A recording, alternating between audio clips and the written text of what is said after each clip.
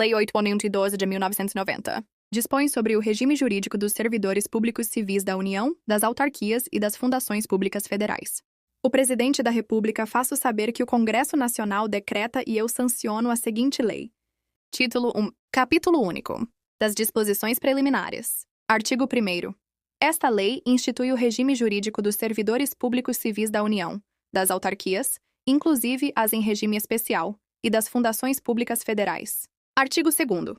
Para os efeitos desta lei, servidor é a pessoa legalmente investida em cargo público. Artigo 3º. Cargo público é o conjunto de atribuições e responsabilidades previstas na estrutura organizacional que devem ser cometidas a um servidor. Parágrafo único.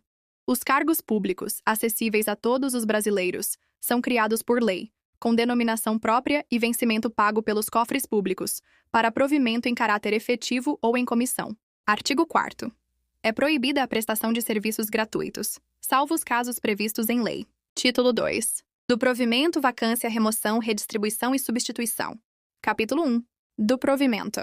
Seção 1. Disposições gerais. Artigo 5º. São requisitos básicos para investidura em cargo público: a nacionalidade brasileira, o gozo dos direitos políticos, a quitação com as obrigações militares e eleitorais, o nível de escolaridade exigido para o exercício do cargo, a idade mínima de 18 anos, aptidão física e mental. Parágrafo 1º.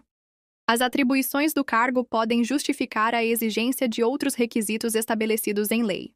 Parágrafo 2º. Às pessoas portadoras de deficiência é assegurado o direito de se inscrever em concurso público para provimento de cargo, cujas atribuições sejam compatíveis com a deficiência de que são portadoras. Para tais pessoas serão reservadas até 20% das vagas oferecidas no concurso. Parágrafo 3º.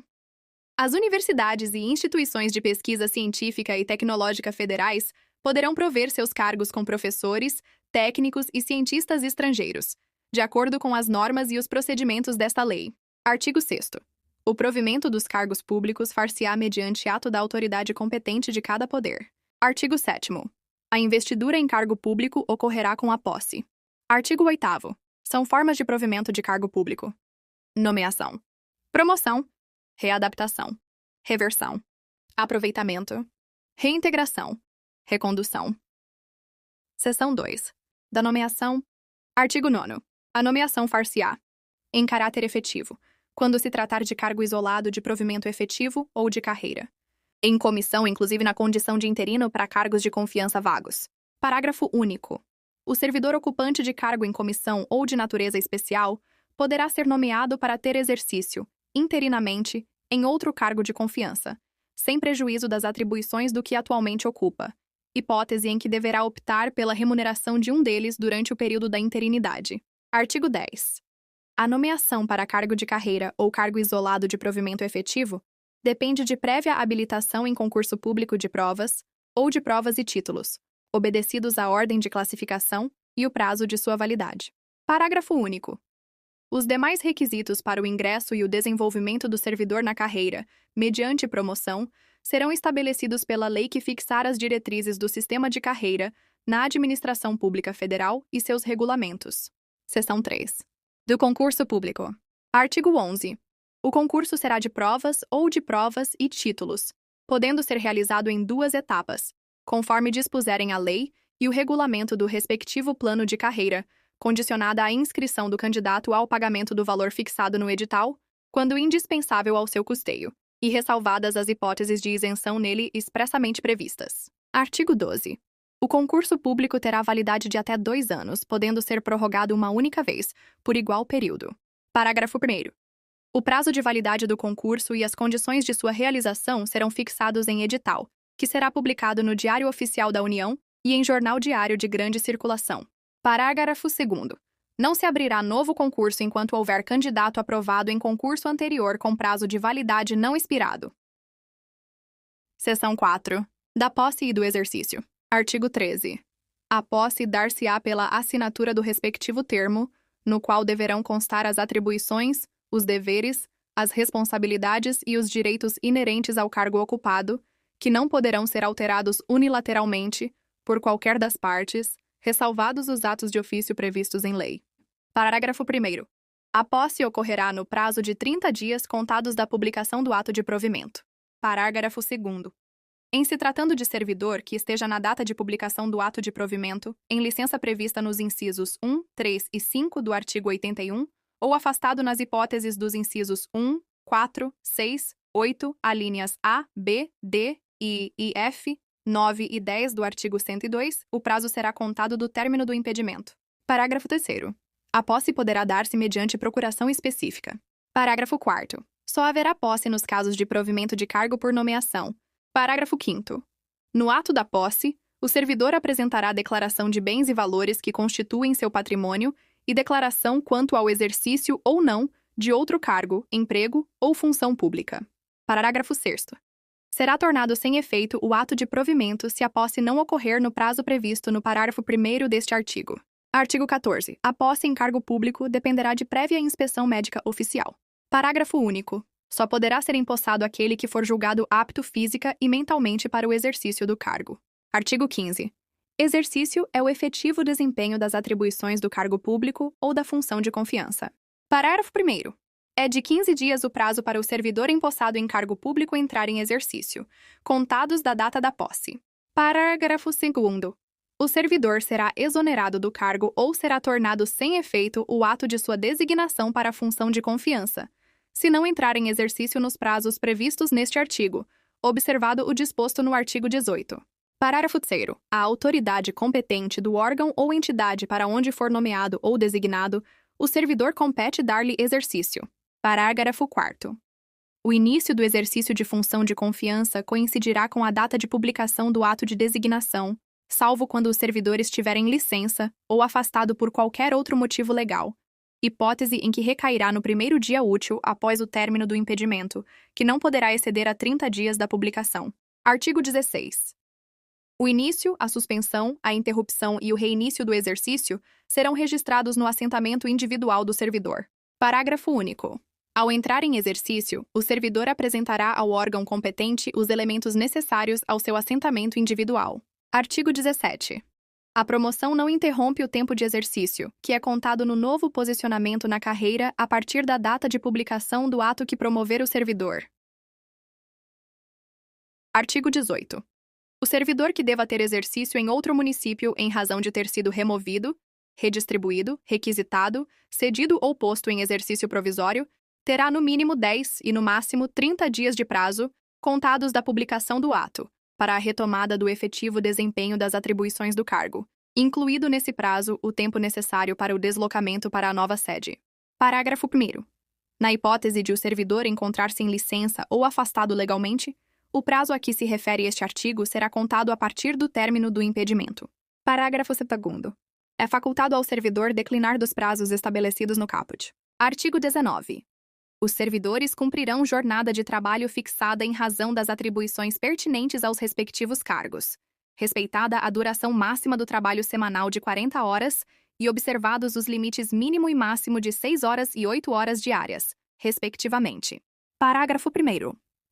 O ocupante de cargo em comissão ou função de confiança submete-se a regime de integral dedicação ao serviço, observado o disposto no artigo 120, podendo ser convocado sempre que houver interesse da administração. Parágrafo 2º. O disposto neste artigo não se aplica à duração de trabalho estabelecida em leis especiais. Artigo 20.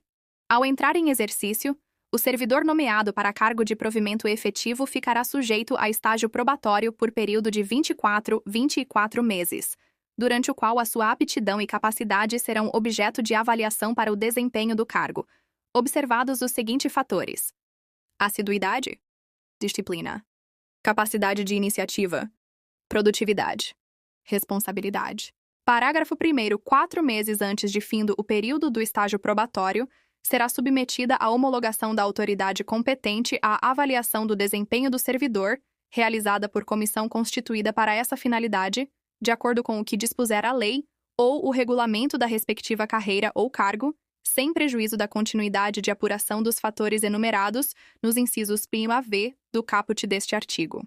Parágrafo 2º. O servidor não aprovado no estágio probatório será exonerado, ou, se estável, reconduzido ao cargo anteriormente ocupado, observado o disposto no parágrafo único do artigo 29. Parágrafo 3º. O servidor em estágio probatório poderá exercer quaisquer cargos de provimento em comissão ou funções de direção, chefia ou assessoramento no órgão ou entidade de lotação, e somente poderá ser cedido a outro órgão ou entidade para ocupar cargos de natureza especial, cargos de provimento em comissão do Grupo Direção e Assessoramento Superiores, DAS, de níveis 6, 5 e 4, ou equivalentes. Parágrafo 4º. Ao servidor em estágio probatório somente poderão ser concedidas as licenças e os afastamentos previstos nos arts. 81, incisos 1 a 4, 94, 95 e 96, bem assim, afastamento para participar de curso de formação decorrente de aprovação em concurso para outro cargo na Administração Pública Federal. Parágrafo 5º. O estágio probatório ficará suspenso durante as licenças e os afastamentos previstos nos arts. 83, 84, parágrafo 1º, 86 e 96, bem assim na hipótese de participação em curso de formação, e será retomado a partir do término do impedimento. Seção 5. Da estabilidade. Artigo 21. O servidor habilitado em concurso público e empossado em cargo de provimento efetivo adquirirá estabilidade no serviço público ao completar 2 anos de efetivo exercício. Artigo 22. O servidor estável só perderá o cargo em virtude de sentença judicial transitada em julgado, ou de processo administrativo disciplinar no qual lhe seja assegurada ampla defesa. Seção 7. Da readaptação. Artigo 24. Readaptação é a investidura do servidor em cargo de atribuições e responsabilidades compatíveis com a limitação que tenha sofrido em sua capacidade física ou mental verificada em inspeção médica. Parágrafo 1º. Se julgado incapaz para o serviço público, o readaptando será aposentado. Parágrafo 5º. A readaptação será efetivada em cargo de atribuições afins, respeitada a habilitação exigida, nível de escolaridade e equivalência de vencimentos, e na hipótese de inexistência de cargo vago, o servidor exercerá suas atribuições como excedente, até a ocorrência de vaga. Seção 8. Da reversão. Artigo 25. Reversão é o retorno à atividade de servidor aposentado. Por invalidez, quando junta médica oficial declarar insubsistentes os motivos da aposentadoria, ou, no interesse da administração, desde que tenha solicitado a reversão. A aposentadoria tenha sido voluntária. Estável quando na atividade. A aposentadoria tenha ocorrido nos 5 anos anteriores à solicitação. Haja cargo vago. Parágrafo 1º. A reversão far-se-á no mesmo cargo ou no cargo resultante de sua transformação. Parágrafo 2º. O tempo em que o servidor estiver em exercício será considerado para a concessão da aposentadoria. Parágrafo 3º. No caso do inciso 1º, encontrando-se provido o cargo, o servidor exercerá suas atribuições como excedente até a ocorrência de vaga. Parágrafo 4º. O servidor que retornar à atividade por interesse da administração perceberá, em substituição aos proventos da aposentadoria, a remuneração do cargo que voltar a exercer, inclusive com as vantagens de natureza pessoal que percebia anteriormente à aposentadoria. Parágrafo 5º. O servidor de que trata o inciso 2º somente terá os proventos calculados com base nas regras atuais se permanecer pelo menos 5 anos no cargo. Parágrafo 6º. O Poder Executivo regulamentará o disposto neste artigo. Artigo 27. Não poderá reverter o aposentado que já tiver completado 70 anos de idade. Seção 9. Da reintegração. Artigo 28. A reintegração é a reinvestidura do servidor estável no cargo anteriormente ocupado, ou no cargo resultante de sua transformação, quando invalidada a sua demissão por decisão administrativa ou judicial, com ressarcimento de todas as vantagens. Parágrafo 1º. Na hipótese de o cargo ter sido extinto, o servidor ficará em disponibilidade, observado o disposto nos artigos 30 e 31. Parágrafo 2º. Encontrando-se provido o cargo, o seu eventual ocupante será reconduzido ao cargo de origem, sem direito à indenização ou aproveitado em outro cargo, ou ainda posto em disponibilidade. Seção 10. Da recondução. Artigo 29. Recondução é o retorno do servidor estável ao cargo anteriormente ocupado e decorrerá de inabilitação em estágio probatório relativo a outro cargo. Reintegração do anterior ocupante. Parágrafo único. Encontrando-se provido o cargo de origem, o servidor será aproveitado em outro, observado o disposto no artigo 30. Seção 11. Da disponibilidade e do aproveitamento. Artigo 30. O retorno à atividade de servidor em disponibilidade far-se-á mediante aproveitamento obrigatório em cargo de atribuições e vencimentos compatíveis com o anteriormente ocupado. Artigo 31.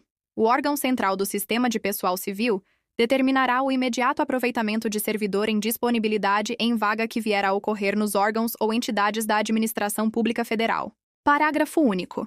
Na hipótese prevista no parágrafo 3º do artigo 37, o servidor posto em disponibilidade poderá ser mantido sob responsabilidade do órgão central do Sistema de Pessoal Civil da Administração Federal, CIPEC, até o seu adequado aproveitamento em outro órgão ou entidade. Artigo 32.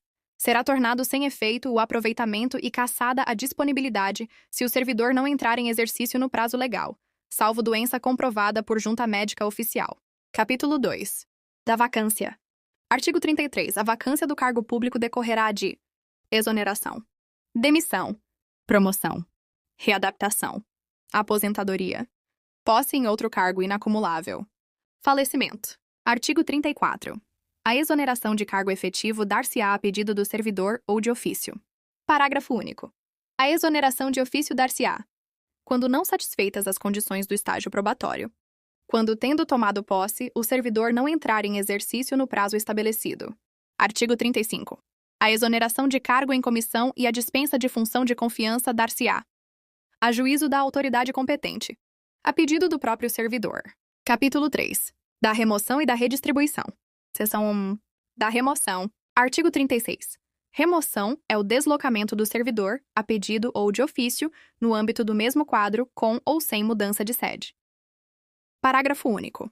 Para fins do disposto neste artigo, entende-se por modalidades de remoção: de ofício no interesse da administração, a pedido, a critério da administração, a pedido para outra localidade independentemente do interesse da administração, para acompanhar cônjuge ou companheiro, também servidor público civil ou militar, de qualquer dos poderes da União, dos Estados, do Distrito Federal e dos municípios, que foi deslocado no interesse da administração, por motivo de saúde do servidor, cônjuge, companheiro ou dependente que viva às suas expensas e conste do seu assentamento funcional, condicionada à comprovação por junta médica oficial, em virtude de processo seletivo promovido, na hipótese em que o número de interessados for superior ao número de vagas, de acordo com normas pré-estabelecidas pelo órgão ou entidade em que aqueles estejam lotados. Seção 2. Da redistribuição. Artigo 37. Redistribuição é o deslocamento de cargo de provimento efetivo, ocupado ou vago no âmbito do quadro geral de pessoal, para outro órgão ou entidade do mesmo poder, com prévia apreciação do órgão central do CIPEC, observados os seguintes preceitos: interesse da administração e equivalência de vencimentos, manutenção da essência das atribuições do cargo, vinculação entre os graus de responsabilidade e complexidade das atividades, mesmo nível de escolaridade, especialidade ou habilitação profissional, compatibilidade entre as atribuições do cargo e as finalidades institucionais do órgão ou entidade. Parágrafo 1º. A redistribuição ocorrerá ex officio para ajustamento de lotação e da força de trabalho às necessidades dos serviços, inclusive nos casos de reorganização, extinção ou criação de órgão ou entidade. Parágrafo 2º. A redistribuição de cargos efetivos vagos se dará mediante ato conjunto entre o órgão central do CIPEC e os órgãos e entidades da administração pública federal envolvidos. Parágrafo 3º. Nos casos de reorganização ou extinção de órgão ou entidade, extinto o cargo ou declarada sua desnecessidade no órgão ou entidade, o servidor estável que não for redistribuído será colocado em disponibilidade, até seu aproveitamento na forma dos artigos 30 e 31. Parágrafo 4º. O servidor que não for redistribuído ou colocado em disponibilidade poderá ser mantido sob responsabilidade do órgão central do CIPEC e ter exercício provisório em outro órgão ou entidade até seu adequado aproveitamento. Capítulo 4. Da substituição. Artigo 38. Os servidores investidos em cargo ou função de direção ou chefia e os ocupantes de cargo de natureza especial terão substitutos indicados no regimento interno, ou, no caso de omissão, previamente designados pelo dirigente máximo do órgão ou entidade. Parágrafo 1º. O substituto assumirá automática e cumulativamente, sem prejuízo do cargo que ocupa, o exercício do cargo ou função de direção ou chefia e os de natureza especial, nos afastamentos, impedimentos legais ou regulamentares do titular e na vacância do cargo, hipóteses em que deverá optar pela remuneração de um deles durante o respectivo período. Parágrafo 2º. O substituto fará jus à retribuição pelo exercício do cargo ou função de direção ou chefia ou de cargo de natureza especial, nos casos dos afastamentos ou impedimentos legais do titular, superiores a 30 dias consecutivos, paga na proporção dos dias de efetiva substituição, que excederem o referido período. Artigo 39.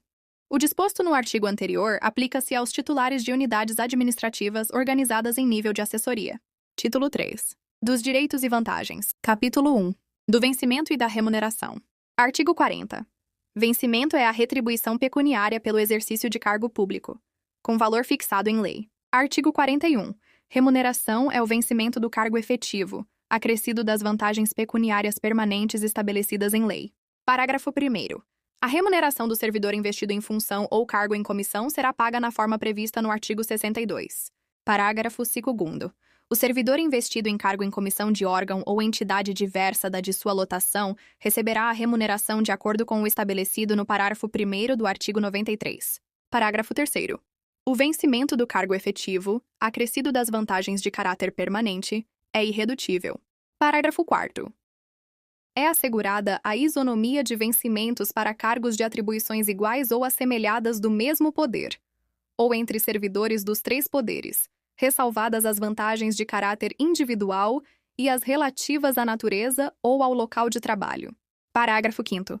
Nenhum servidor receberá remuneração inferior ao salário mínimo. Artigo 42. Nenhum servidor poderá perceber mensalmente, a título de remuneração, importância superior à soma dos valores percebidos como remuneração, em espécie, a qualquer título, no âmbito dos respectivos poderes, pelos ministros de Estado, por membros do Congresso Nacional e ministros do Supremo Tribunal Federal. Parágrafo único. Excluem-se do teto de remuneração as vantagens previstas nos incisos 2 a 7 do artigo 61. Artigo 44. O servidor perderá a remuneração do dia em que faltar ao serviço sem motivo justificado, a parcela de remuneração diária, proporcional aos atrasos, ausências justificadas, ressalvadas as concessões de que trata o artigo 97, e saídas antecipadas, salvo na hipótese de compensação de horário, até o mês subsequente ao da ocorrência, a ser estabelecida pela chefia imediata. Parágrafo único. As faltas justificadas decorrentes de caso fortuito ou de força maior poderão ser compensadas a critério da chefia imediata, sendo assim consideradas como efetivo exercício. Artigo 45. Salvo por imposição legal ou mandado judicial, nenhum desconto incidirá sobre a remuneração ou provento. Artigo 46. As reposições e indenizações ao erário, atualizadas até 30 de junho de 1994, serão previamente comunicadas ao servidor ativo, aposentado ou ao pensionista, para pagamento, no prazo máximo de 30 dias, podendo ser parceladas, a pedido do interessado. Parágrafo 1º. O valor de cada parcela não poderá ser inferior ao correspondente a 10% da remuneração, provento ou pensão. Parágrafo 2º. Quando o pagamento indevido houver ocorrido no mês anterior ao do processamento da folha, a reposição será feita imediatamente, em uma única parcela. Parágrafo 3º. Na hipótese de valores recebidos em decorrência de cumprimento à decisão liminar, a tutela antecipada ou a sentença que venha a ser revogada ou rescindida, serão eles atualizados até a data da reposição. Artigo 47. O servidor em débito com o erário, que for demitido, exonerado ou que tiver sua aposentadoria ou disponibilidade cassada, terá o prazo de 60 dias para quitar o débito. Parágrafo único. A não quitação do débito no prazo previsto implicará sua inscrição em dívida ativa. Artigo 48. O vencimento, a remuneração e o provento não serão objeto de arresto, sequestro ou penhora, exceto nos casos de prestação de alimentos resultante de decisão judicial. Capítulo 2. Das vantagens. Artigo 49.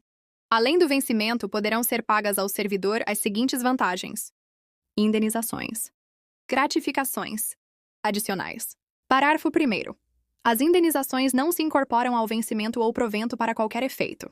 Parágrafo 2º. As gratificações e os adicionais incorporam-se ao vencimento ou provento, nos casos e condições indicados em lei. Artigo 50.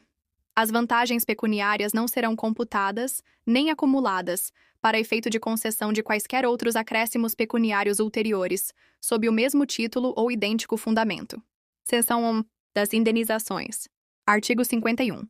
Constituem indenizações ao servidor: ajuda de custo, diárias, Transporte. Auxílio moradia. Artigo 52. Os valores das indenizações estabelecidas nos incisos 1º a 3º do artigo 51, assim como as condições para a sua concessão, serão estabelecidos em regulamento. Subseção 1. Da ajuda de custo. Artigo 53. A ajuda de custo destina-se a compensar as despesas de instalação do servidor que, no interesse do serviço, passar a ter exercício em nova sede, com mudança de domicílio em caráter permanente, vedado o duplo pagamento de indenização, a qualquer tempo, no caso de o cônjuge ou companheiro que detenha também a condição de servidor, vier a ter exercício na mesma sede. Parágrafo 1º correm por conta da administração as despesas de transporte do servidor e de sua família, compreendendo passagem, bagagem e bens pessoais. Parágrafo 2º. A família do servidor que falecer na nova sede são assegurados ajuda de custo e transporte para a localidade de origem, dentro do prazo de 1 ano, contado do óbito. Parágrafo 3º. Não será concedida ajuda de custo nas hipóteses de remoção previstas nos incisos 2 e 3 do parágrafo único do artigo 36. Artigo 54. A ajuda de custo é calculada sobre a remuneração do servidor, conforme se dispuser em regulamento, não podendo exceder a importância correspondente a 3 meses. Artigo 55. Não será concedida ajuda de custo ao servidor que se afastar do cargo ou reassumi-lo, em virtude de mandato eletivo. Artigo 56. Será concedida ajuda de custo àquele que, não sendo servidor da União, for nomeado para cargo em comissão, com mudança de domicílio. Parágrafo único.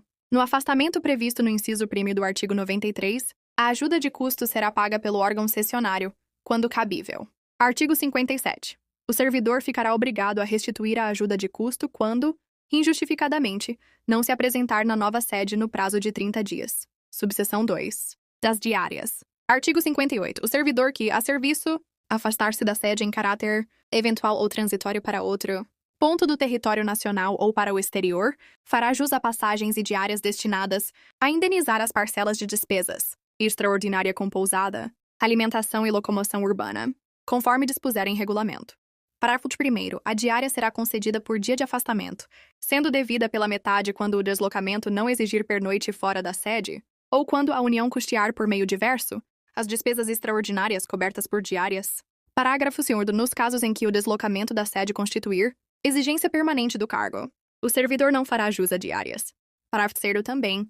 Não fará jus a diárias o servidor que se deslocar dentro da mesma região metropolitana, aglomeração urbana ou microrregião, constituídas por municípios limítrofes e regularmente instituídas, ou em áreas de controle integrado mantidas com países limítrofes, cuja jurisdição e competência dos órgãos, entidades e servidores brasileiros considera-se estendida, salvo se houver pernoite fora da sede, hipóteses em que as diárias pagas serão sempre as fixadas para os afastamentos dentro do território nacional. Artigo 59.